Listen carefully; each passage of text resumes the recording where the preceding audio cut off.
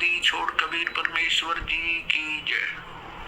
बंदी छोड़ गरीबदास जी महाराज जी की जय। स्वामी राम देवानंद जी गुरु महाराज जी की जय हो।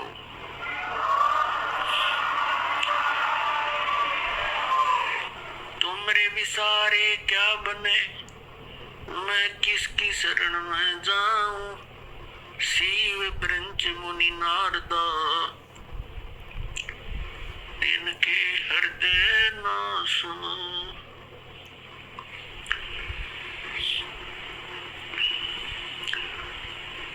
परम पिता परमात्मा पूर्ण ब्रह्म सर्व सृष्टि रचनहार कबीर परमेश्वर जी की असीम कृपा से आप सभी पुण्यात्माएं सत्संग सुनने के लिए उपस्थित हुए।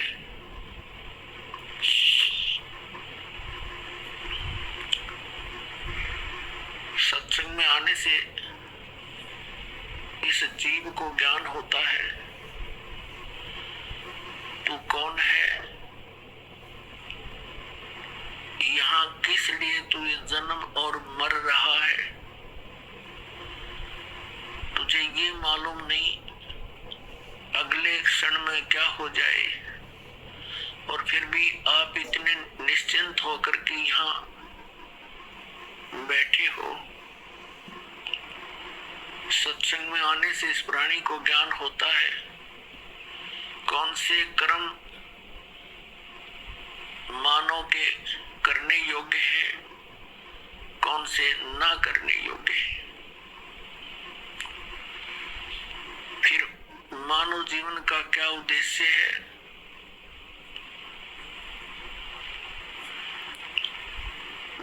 ये ज्ञान होता है कि मनुष्य जीवन किस लिए प्राप्त हुआ है।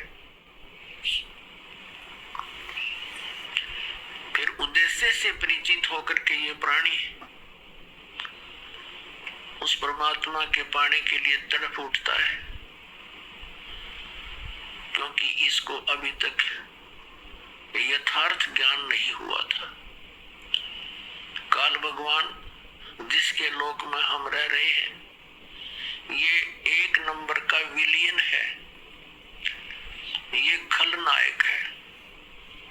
आप फिल्मों में देखा करते हैं जो खलनायक की रोल करता है वो कैसा व्यक्ति होता है। वो तो एक सिंपल रोल करता है, ये रियल में कर रहा है।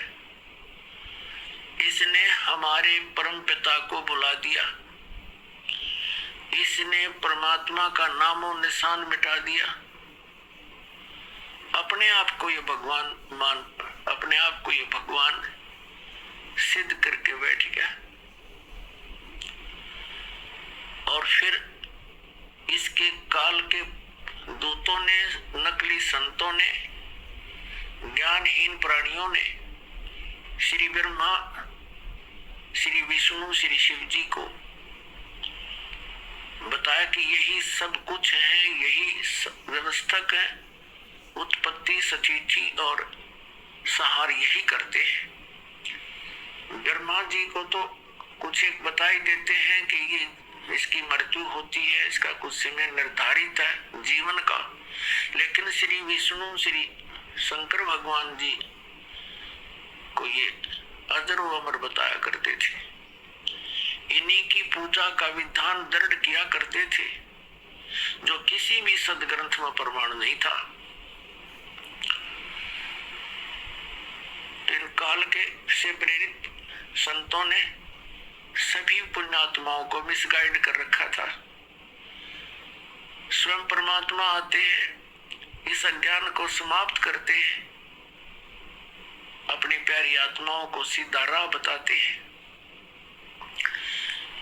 आप देखते हैं जितने गुरु उतने ही उनके मार्ग, उतनी ही विधि भक्ति की, जितने संत उतना ही उनका अलग अलग ज्ञान।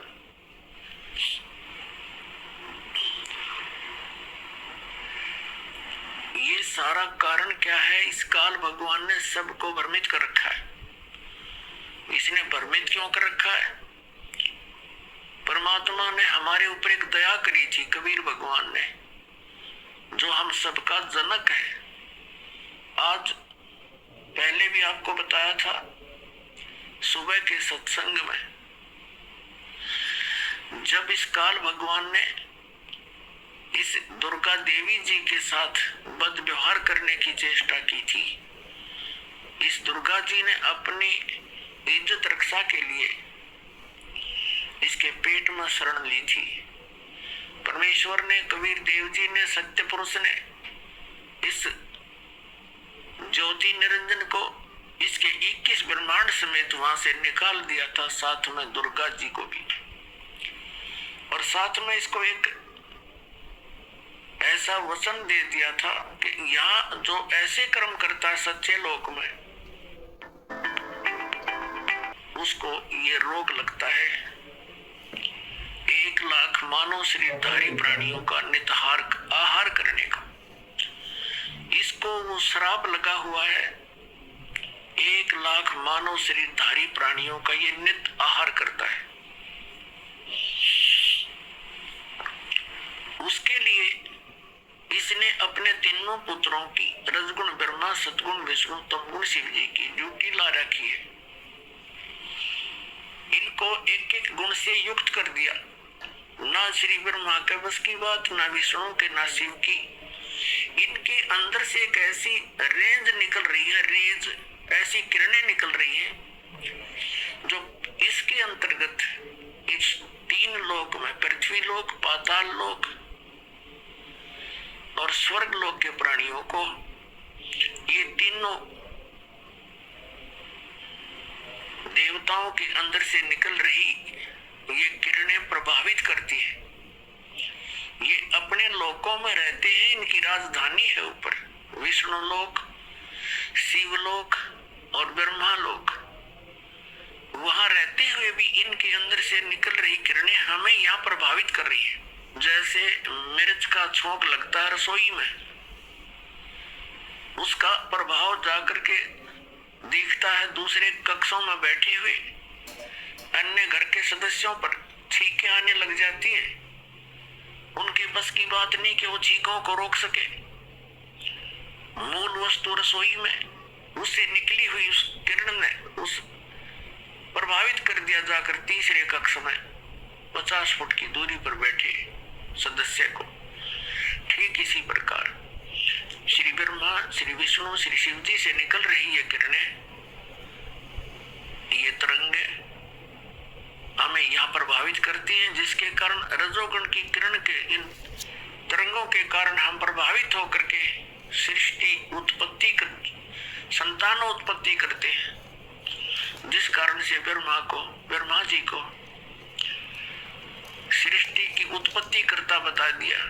यू खाक उत्पत्ति करता है, उत्पत्ति तो परमात्मा ने करके दे रखी। कबीर साहब ने सारे ब्रह्मांड रच दिए, इसके 3 गुण 5 तत्व दे दिए। ये तो केवल प्रभावित करता, जिस कारण से सभी प्राणी अपनी ये विवश होकर के, विषय वासनाओं के वश होकर के संतान उत्पत्ति करते हैं। और फिर यहाँ के यहाँ की सुविधाओं की इच्छा, राजसी ठाठ सभी चाहते हैं, ये उसी का प्रभाव। और दूसरे सतोगुण के प्रभाव से हम एक दूसरे में मोह ममता बुरी तरह जकड़े हुए हैं। जीव के बस का नहीं है ये ममता मोह हटा दे किसी सदस्य से, संपत्ति से या इस संसार से। ये तो परमात्मा कबीर जी की दया होगी, आपको ज्ञान मिलेगा और साथ में वो समाधान मिलेगा जो इसकी किरणों को, इनके प्रभाव को निरस्त करेगा। वो साधना आपको दी जाएगी, तब आप यहाँ से निकल सकते हो। नहीं तो जकड़ रखा प्रत्येक प्राणी को और समझ में नहीं आने देता ये हो क्या रहा है। 1 मिनट में मृत्यु हो जाती है, उससे पहले ठेकेदार बना रखा है, तो ये तेरा बेटा है, ये तेरी बेटी है, ये कार है, ये तेरी कोठी है। और फिर क्या है, छोट बुद्धू, तेरा कुछ नहीं था, चल गधावन। ऐसी दुर्गति हमारी कर रखी है इस काल भगवान ने।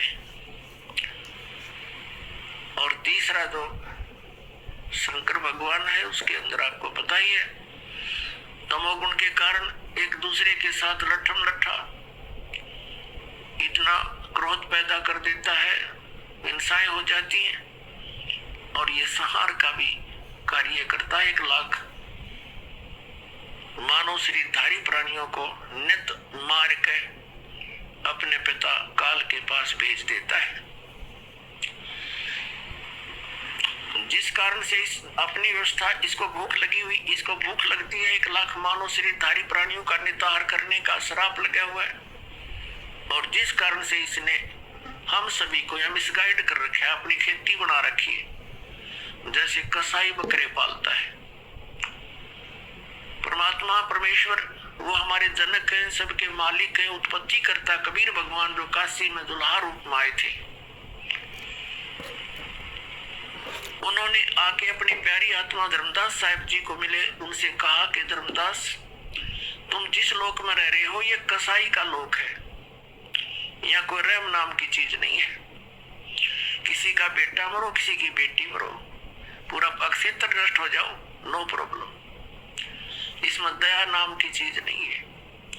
धर्मदास जी ने कहा कि भगवान, यहाँ कैसी सुविधाएं नजर आ रही हैं, सुंदर बाग बगीचे हैं, झरने बह रहे हैं, मीठे जल की दरिया बह रही है, नीचे भी अच्छा मीठा जल है पृथ्वी में, और सुंदर बाग है, सुंदर मेवा लगी हुई है, कैसी अच्छी हवा चलती है, दिन रात बन रहे हैं। तो परमात्मा ने कहा कि ये तो ऐसी व्यवस्था है जैसे कसाई बकरे पालता है, वह अपने उन पाले हुए बकरे और बकरियों के लिए सब सुविधाएं देता है। एक बहुत बड़ी चरागाह भी बनाता है, उनके लिए शेड झोंपड़ी डालता है, गर्मी और सर्दी से बचाने के लिए जल की व्यवस्था करता है, उसके चारे की व्यवस्था करता है, हिंसक पशुओं से बचाने के लिए उनकी चारों तरफ बाड़ करता है, सुरक्षा चक्कर बनाता है, जिस कारण से वो बकरे ये सोचते हैं ये दयालु मालिक है हमारा, हमारी कितनी केयर टेक करता है, कितनी देखभाल रखता है। जिस कारण से जब वो कसाई बकरों के पास आता है तो उससे प्यार करते हैं, ऐसे ऊपर को पैर उठाकर उसे सीने से लगाना चाहते हैं, उसकी उस व्यवस्था को देखकर इसे प्रभावित हो जाते हैं। वो ऐसे हाथ लगाकर देख रहा होता है, वो प्यार करते हैं, जीभ से चाटते हैं उसके हाथों को प्यार जताने के लिए। वो देख रहा होता है ये कितने किलो का हो गया, इसमें कितना मांस बढ़ गया, और वो सोच रहे हैं ये हमें प्यार कर रहा है। पहले उन भोले बकरों और बकरियों को वो दयालु नजर आता था, लेकिन जब ऑर्डर आता है 10-20 बकरों का काटने के लिए, वो ना देखता किसकी बेटी मरेगी, किसकी माँ, किसका भाई और किसकी बहन। एक परिवार के सारे आ जाओ मोटे मोटे छांट के और जाके काट के अपना निर्वाह करता है।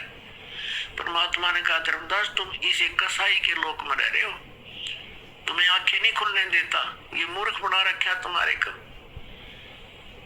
पुणात्मा, जिसमें आप परमात्मा की सत्यनारायण कथा से परिचित हो जाओगे, सत्यनारायण कथा का अर्थ हो सच्चे भगवान की जानकारी, उसकी महिमा का गुणगान, अविनाशी भगवान की गुणगान।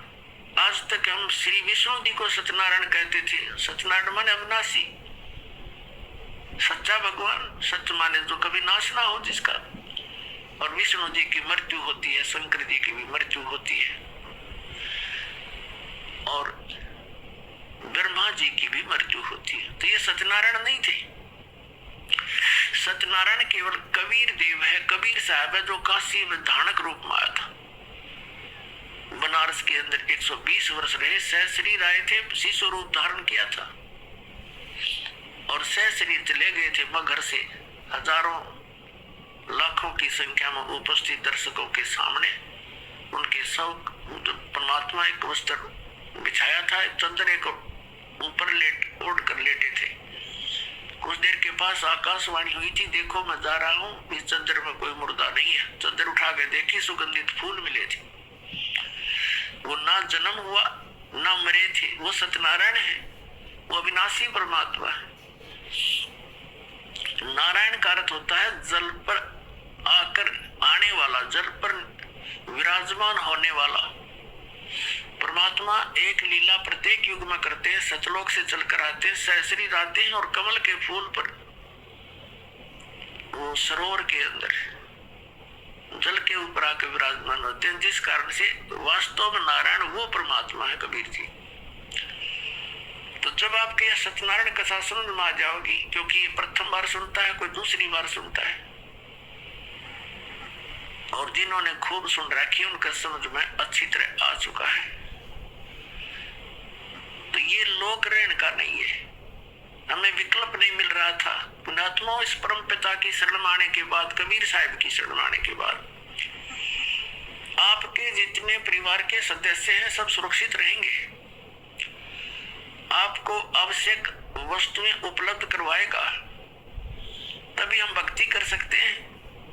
जिसके 24 घंटे टेंशन रहेगी कोई किसी ना किसी वस्तु की, तो भक्ति नहीं कर सकता। पहले तो आपको टेंशन फ्री करेगा।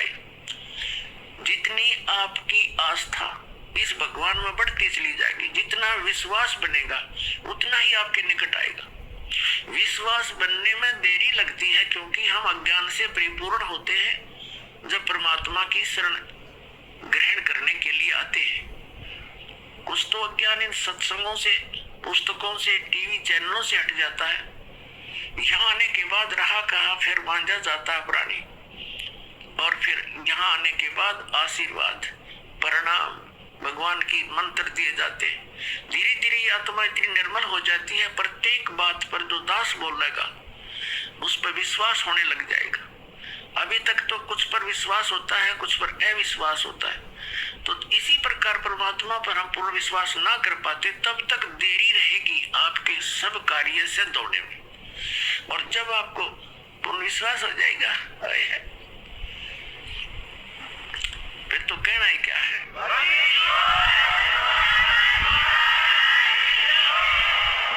जिनको पूर्ण विश्वास हो जाता है, एक भक्त ऐसे ऐसे सुख बताता है कि उसका कहता जी कितने बताऊं, गिनती नहीं। तो पुण्यात्मा भगवान है ये हमारा सच्चा पिता है, और अपने पिता को ही अपने संतान के दुख की चिंता होती है, और ये समर्थ है, हमारे सब काम करने में सक्षम है, सब दुखों को दूर करने में सक्षम है। ये समर्थ परमात्मा है।